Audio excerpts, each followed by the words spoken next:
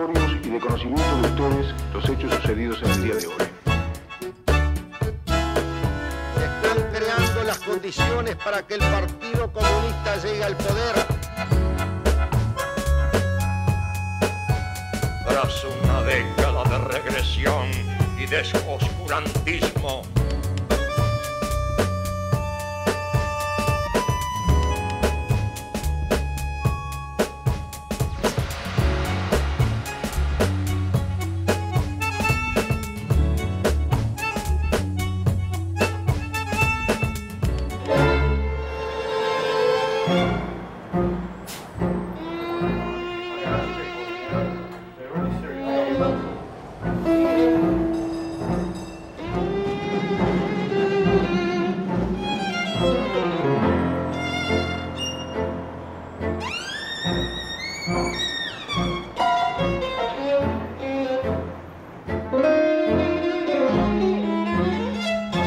En 1931, un grupo de anarquistas fugó del penal de Punta Carretas a través de un túnel que desembocaba en esta casa, conocida entonces como la Carbonería del Buen Trato.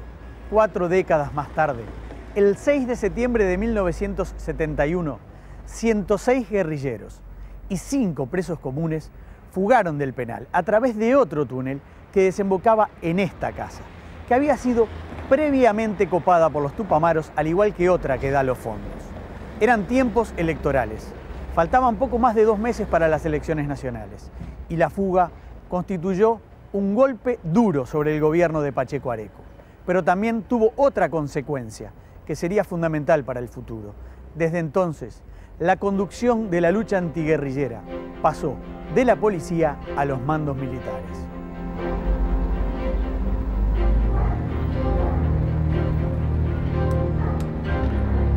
Así que yo les voy a mostrar acá, en este lugar de mi comedor, estas 9 baldosas fue las que levantaron para encontrar el túnel que naturalmente ya venía desde el penal. Y yo pienso que esta tenía que ser la casa, porque era el camino más corto, más recto, viviendo frente al celdario, era un camino recto, más corto. Así que acá hicieron el pozo al encuentro del túnel, hicieron una escalera de cuerdas por donde se evadieron. Nosotros fuimos retenidas allí sin saber por qué, ni para qué, ni por cuánto tiempo, no sabíamos nada. Y entraba cantidad de gente, y yo digo, ¿pero qué es esto? Yo pienso que está dirigido y manejado por gente muy inteligente. No entro a discutir incluso si están equivocados o no, gente que tiene sus propias ideas, que las planea y plantea y ejecuta con verdadera inteligencia.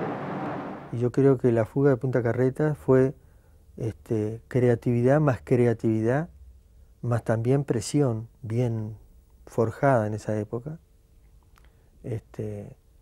Y alguna que otra cosa que tanto desde el exterior como desde el interior de la cárcel, ¿no? Que yo creo que ahí indudablemente que hubieron algunas coimas o algunas cosas a guardia para que, fundamentalmente no para que, diciéndoles que miren va a haber una fuga, no, para que no molestaran.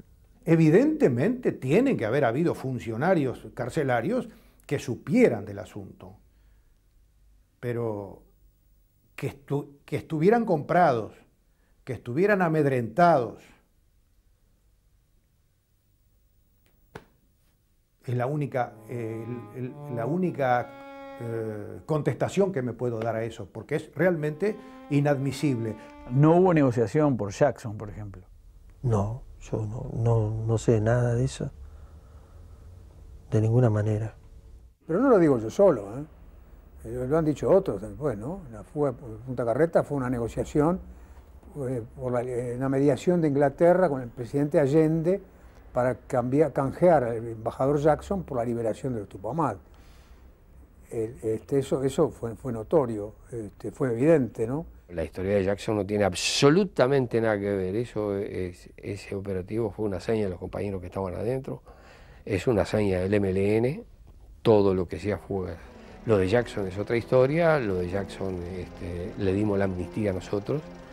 Yo venía de una gira, había estado con Allende y Allende específicamente me había pedido, inclusive me puso en contacto con el embajador de Gran Bretaña en Chile, que era amigo de Geoffrey Jackson, y ahí estuvimos conversando. Dijimos, bueno, puede haber una instancia donde seguramente podemos volver las cosas a su sitio. Entonces yo recuerdo que cuando salieron tenemos una primera reunión en una casa en la calle Jaime Civil, allá cerca del Parque Central, con el ñato y con el Inge, Manera y Fernández Huidobro, que con un texto de declaración donde se introduce la solicitud de el compañero presidente Salvador Allende, que intercedió ante nosotros para la liberación de Jackson, y ya que no hubo canje con Jackson, tomamos, ahora que nos hicimos una amnistía por cuenta propia, la decisión de liberarlo. No sé si fue un canje, creo que puede haber sido un canje, sí, todo lo indica, ¿no? Toda la secuencia de los hechos lo va indicando.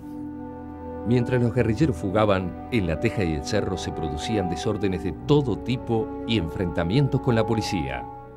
Todo el mundo conocía lo que estaba pasando. Hubieron túneles donde se necesitaban camiones para sacar la tierra. El conocimiento previo de circunstancias, incluso el propio coronel Trabal, cuando se suceden los famosos hechos que sucedían en el Cerro, llama al director, un coronel que estaba a cargo de la dirección en ese instante, y le dice: mirá que en el Cerro están pasando tales y cuales cosas, ¿no será que se te van a fugar? Sí, no, de allí no se fuga nadie. El abuso, como se llamó a esta fuga, no fue la única protagonizada por los Tupamaros en 1971. Hubo algunas individuales y otra colectiva en la que 38 presas se evadieron de la cárcel de mujeres. Ya antes, en marzo de 1970, 13 guerrilleras habían logrado fugar de allí.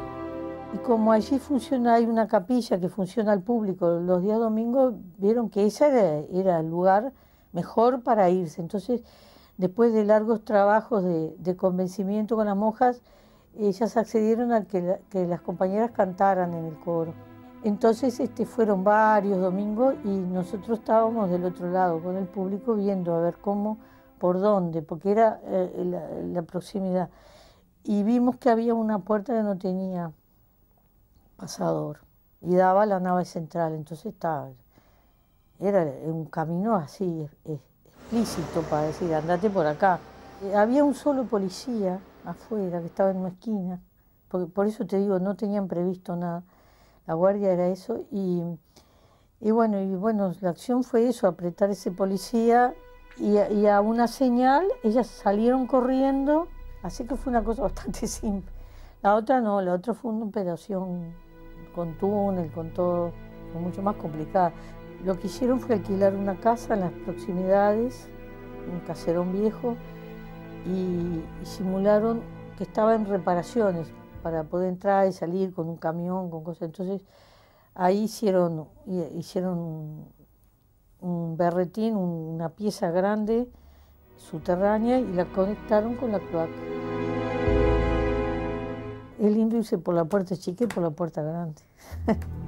Mientras tanto, Alejandro Otero fue relevado de su cargo en inteligencia y enlace y fue designado como director de institutos penales. Y cuando a mí me echan de inteligencia y enlace, nosotros, el grupo o mi persona, había identificado a toda la organización y toda la organización estaba presa. ¿Por qué lo echaron, Otero? Yo tenía discrepancias muy grandes, sobre todo con el sistema de inteligencia americano que estaba trabajando. ¿Quiere decir que había gente de Estados Unidos de inteligencia y de la CIA trabajando en la jefatura? Trabajando en jefatura y con conocimiento de todos. El 12 de abril de 1972, con Otero como responsable del penal, se produjo la segunda fuga masiva de los tupamaros de Punta Carretas. 15 guerrilleros y 10 delincuentes comunes huyeron por un túnel que unía el hospital penitenciario con las cloacas que bajaban por la calle Porto Alegre hasta la Rambla. Yo obtuve la información de que la misma se iba a producir. Yo elevé los informes al Ministerio del Interior al respecto.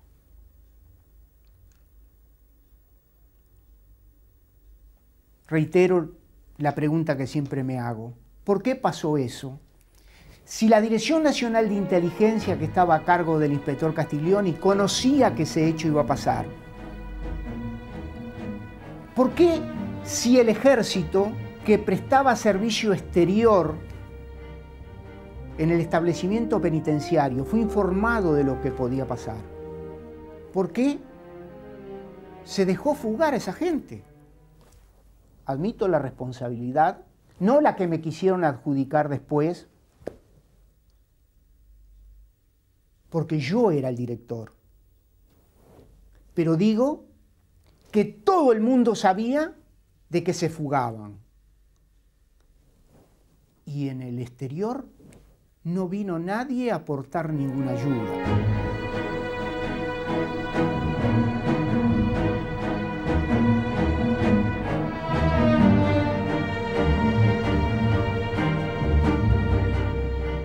Digamos que las prevenciones que nosotros tuvimos y que hicimos determinó de que la fuga fuera muy parcial. La violencia, en su etapa más dura, se remontaba a un tiempo anterior al de las fugas. El Partido Colorado había vuelto al gobierno en 1967 junto con una reforma constitucional que daba mayores potestades al Poder Ejecutivo. Con la muerte del presidente Óscar Gestido a menos de un año de su asunción y la consiguiente llegada del vicepresidente Jorge Pacheco Areco a la presidencia, aumentó la confrontación. Con la línea dura del gobierno se incrementa el flujo de jóvenes al MLN. Llevamos así al año 68, que es un año muy crítico, en el que prácticamente se gobierna permanentemente bajo medidas prontas de seguridad, porque como consecuencia de la crisis económica que se empieza después del gobierno de Luis Valle, que se agudiza en el diseño del 60, aparecen formas de resistencia civil, de la sociedad civil, profundamente afectada sobre todo en lo que había sido la columna vertebral de la democracia uruguaya. La que sintió los golpes de la crisis económica fue la clase media del Uruguay. El gobierno del señor Pacheco Areco, un gobierno muy fuerte que responde a la violencia esta que estaba apareciendo con violencia de arriba y grandes tensiones. Y hay un intento de oponer a las Fuerzas Armadas y oponer al Ejército en la calle a las demostraciones ciudadanas. Bueno, yo pasé un año muy difícil y finalmente renuncié a mi cargo y me fui a mi casa. En ese tiempo aumentan las movilizaciones sindicales y estudiantiles, y de la mano de estos hechos se produce la primera muerte de un estudiante en enfrentamientos callejeros, la de liberarse. La muerte del primer estudiante en el Uruguay fue un shock. Yo personalmente estaba en el secretariado de la FEU y fui la voz que durante toda la noche fue anunciando el cambio de guardias que había organizado la Federación de Estudiantes Universitarios en ese velatorio hecho en el local central de la universidad. La presencia de las principales autoridades de la Iglesia Católica, de figuras de los partidos tradicionales, demostraban que la sociedad ya no era solo la izquierda tradicional, sino que importantes sectores de la sociedad uruguaya se sentían conmovidos. Los sindicatos, ya reunidos en la Convención Nacional de Trabajadores, CNT, también profundizaron sus movilizaciones. Los gremios no se amedrentaron por el incremento de las medidas represivas. No obstante, yo creo que en líneas generales el sindicalismo recurrió al repertorio de ideas y de actitudes que la Constitución permite: huelgas, paros, manifestaciones, incumplimiento de tareas. No diría yo que el sindicalismo tiene responsabilidad en la desestabilización institucional del país. Sectores de la Iglesia apoyaron las demandas de las organizaciones sociales y estudiantiles. Incluso lo hicieron algunas de sus figuras más destacadas, como Monseñor Carlos Partelli, arzobispo de Montevideo.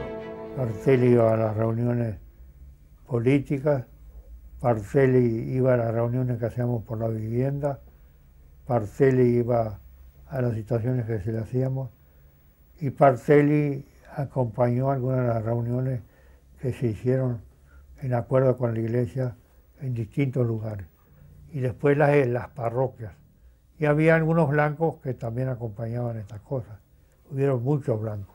Yo considero que la dictadura fue un proceso, y empezó ese proceso con el gobierno de Pacheco, cuando nombra aquel gabinete. Él reemplazó el gabinete gestido por un gabinete que era la representación de los intereses empresariales, oligárquicos, bancarios, directamente expresados en el gabinete. Eran muchos los que en Uruguay trabajaban contra el prestigio de la democracia. El primero que lo hizo fue Pacheco. O sea, el gobierno de Pacheco fue un gobierno que tenía una lógica plebiscitaria, una lógica autoritaria, y desde el poder unipersonal, se invadió todos los espacios de la vida institucional. Frente a Pacheco se eclipsó el Parlamento, y frente a Pacheco se eclipsó y desapareció el Poder Judicial. No se respetaban los laudos de los jueces, si el gobierno no lo quería. Entonces, la descalificación de la democracia empezó, yo diría, desde arriba, desde su propia cabeza, desde su propia, ¿verdad? Porque ni Pacheco ni Bordaberry tenían convicciones democráticas. Pacheco Areco fue un hombre de sólida convicción democrática. Yo lo puedo decir porque estuve cerca de él en todos estos episodios. No integraba el grupo político de Pacheco dentro del Partido Colorado. Es más, tuvimos, digamos, diferencias políticas, pero fui ministro en el gobierno de Pacheco, representando la lista 15 de la época. También fui ministro en la primera etapa de Bordaberry, de modo que viví muy de cerca esa situación. Pacheco era un hombre absolutamente democrático, así actuó siempre. Lo que se veían como medidas autoritarias fue el reflejo frente a una situación de violencia. Él lo que defendía era la integridad del Estado frente a la amenaza de un grupo que mesiánicamente había salido a sustituir la democracia por un régimen vagamente marxista que no se sabía bien lo que era. Y si bien en algunos casos el presidente, yo diría, anduvo en la orilla, nunca rebasó esa orilla y nunca lo hubiera rebasado. Es más, yo lo he dicho antes y lo repito ahora, si aquel día, por ejemplo, en que el sindicato de UTE bajó la palanca y dejó el país a oscuras, Pacheco se declaraba dictador y se plebiscitaba, no tengo la menor duda de que hubiera tenido una votación extraordinariamente afirmativa. Por otra parte, lo dice la opinión pública, por alguna causa es que justamente Pacheco en el año 71 gana la elección con un candidato que no tenía, digamos, una fuerza política propia, es decir, la gana Pacheco. En el 71, cuando sale Bordaberry, es Pacheco el que es votado. Suele recordarse a este respecto que Bordaberry no fue la opción o la fórmula más votada por el sistema de doble voto que había en la época. Lo que no se dice es que el voto por la reelección fue sí la opción política más votada en aquel momento.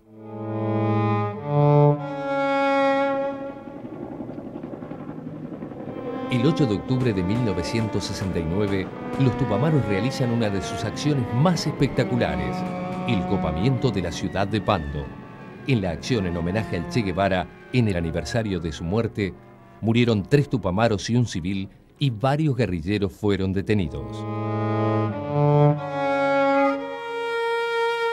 Ese año también aparece la Organización Popular Revolucionaria 33, OPR 33, que roba la bandera de los 33 orientales, y las Fuerzas Armadas Revolucionarias Orientales, FARO. Las acciones guerrilleras se multiplican y en 1970 es ejecutado el norteamericano Dan Anthony Mitrione, acusado de haber llegado a Uruguay para enseñar métodos de tortura. La guerrilla tenía una incidencia complicada. Por un lado, la táctica desarrollada sobre todo por el MLN, porque había otras organizaciones, tomó distancia del quehacer sindical. El MLN se propuso, a partir de un foco militar, crear una opción revolucionaria, construyendo su propio instrumento. Y lo hizo de manera bastante exitosa entre el 67 y el 72. O sea, ese aparato, ese foco, esa acción concitaba una simpatía creciente. Era un esfuerzo que iba por otro canal y que a su vez generaba también respuestas por parte del gobierno que afectaban al conjunto de la sociedad. Entonces, bueno, ahí había elementos de tipo negativo. También irrumpe el Escuadrón de la Muerte, que amenaza a figuras de izquierda y secuestra y mata a integrantes del MLN. Apenas 2 meses después de la Gran Fuga, el Uruguay llegó a las elecciones en medio de una frágil tregua de la guerrilla tupamara en la que existían diferencias profundas respecto al Frente Amplio. En el año 71 nace el Frente Amplio, con una coalición de sectores que mantienen una misma idea y con una definición muy precisa de fuerza pacífica y pacificadora en el país. Como un último y desesperado intento de recorrer las vías institucionales para resolver la crisis política que ya presente, incluso dar nacimiento a la resolución de la causa de la crisis económica que es el origen de todo. Los políticos blancos y los políticos colorados quedaron relegados y la oligarquía tomó directamente el gobierno y se abrió así una era de violencia, la que estamos viviendo. La violencia comenzó desde arriba.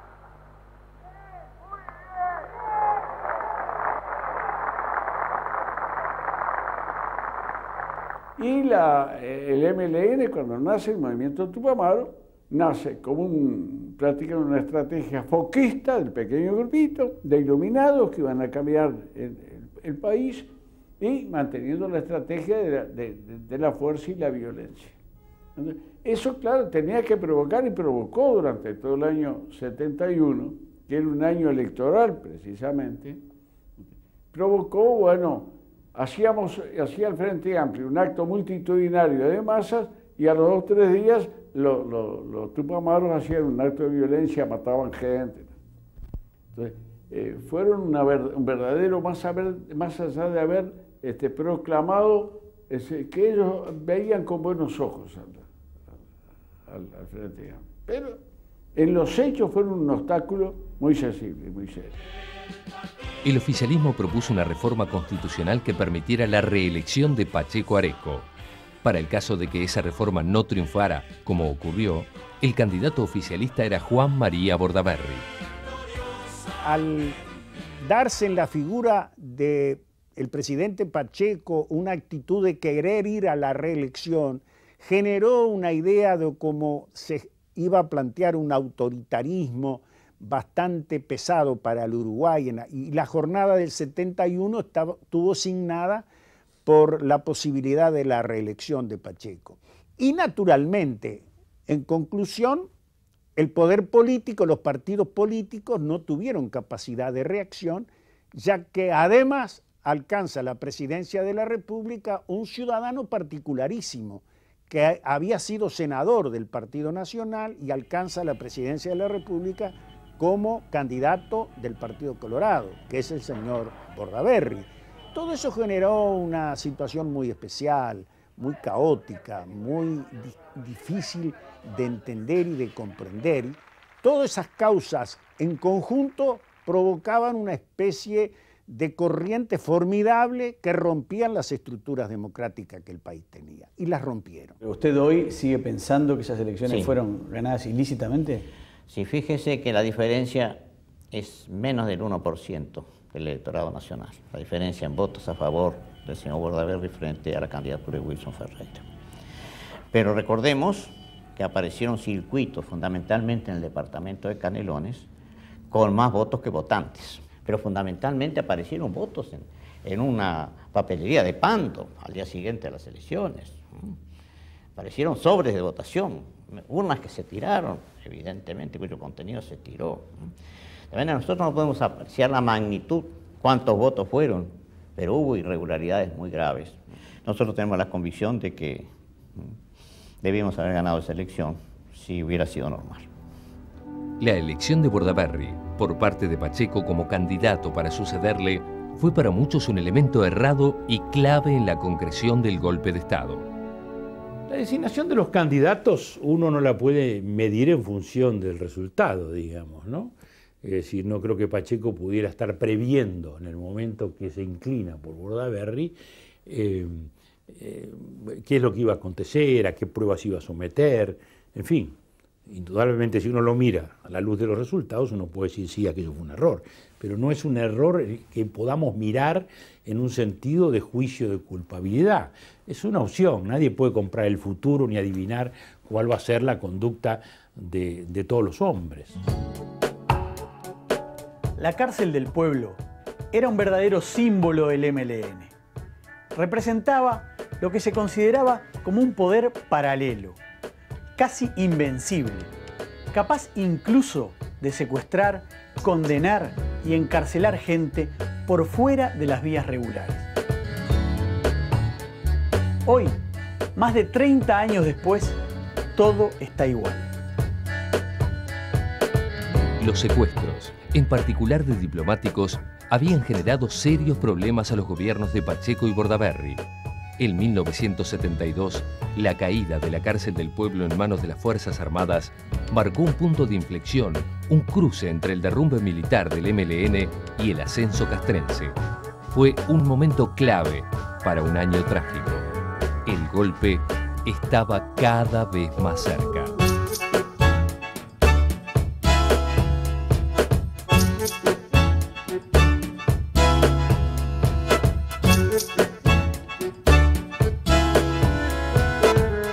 Thank you.